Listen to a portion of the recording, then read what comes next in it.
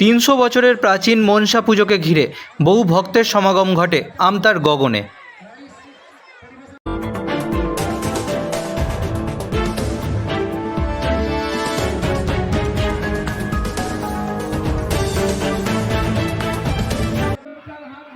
হাওড়া জেলার আমতার গগন বারোয়ারি কমিটির পরিচালনায় মনসা পুজোর আয়োজন করা হয়। সোমবার ছিল এই পুজোর শেষ দিন। শনিবার থেকে পুজোর আরাধনা শুরু হয়। ৩০০ বছরের প্রাচীন এই পুজোকে কেন্দ্র করে কয়েক হাজার ভক্ত সমাগম ঘটে। এই প্রাচীন পুজোকে কেন্দ্র করে ভক্তদের মধ্যে এক উন্মাদনার সৃষ্টি হয়। এই পুজোকে ঘিরে অত্যাধুনিক আলোকসজ্জা বিশিষ্ট নাট্যগোষ্ঠী দ্বারা বেহুলা লক্ষিন্দরের পালাগান অনুষ্ঠিত হয়। সোমবার পুজোর শেষ দিনে বিশিষ্ট ব্যক্তিদের সংবর্ধনা জ্ঞাপন, অন্নকূট উৎসব এবং বিশিষ্ট শিল্পী সমন্বয়ে বিচিত্রানুষ্ঠানেরও আয়োজন করা হয়। এই প্রোগ্রামটা মূলত ৩০০ বছরের পরম্পরা গগন বারোয়ারি কমিটির পরিচালনা মনসা মাতা পুজোর অনুষ্ঠানের উপলক্ষে আজকের এই শেষ দিনে ৫,০০০ লোকের একটা অন্নকূট উৎসবের আমরা আয়োজন করেছি। তো এই অনুষ্ঠানে বিশেষ আকর্ষণ হচ্ছে আমাদের মাতৃশক্তিরা যেভাবে আমাদের আপ্যায়ন করছে, তাতে আমাদের একটা অভূতপূর্ণ সাফল্য।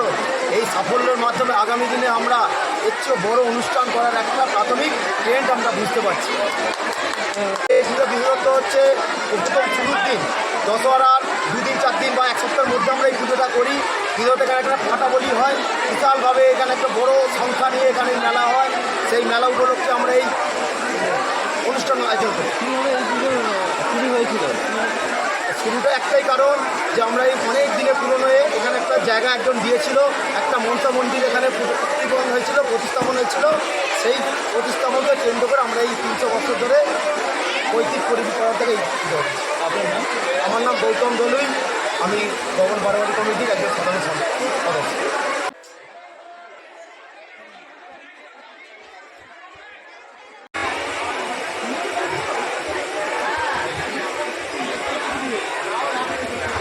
আজকে যেভাবে যে জায়গাটা গেছে সেটা আপনারা নিশ্চয় দেখতে পাচ্ছেন। এই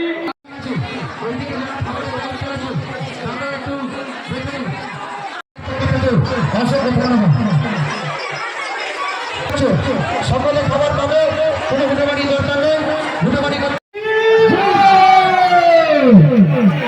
অসংখ্য ধন্যবাদ মাননীয় সুরাজিকে গগন বারোয়ারি কমিটির পক্ষ থেকে অসংখ্য ধন্যবাদ জানাচ্ছি। আমাদের সময় নষ্ট করে আমাদের এখানে মঞ্চে আসার জন্য আমরা খুব গর্বিত বোধ করছি।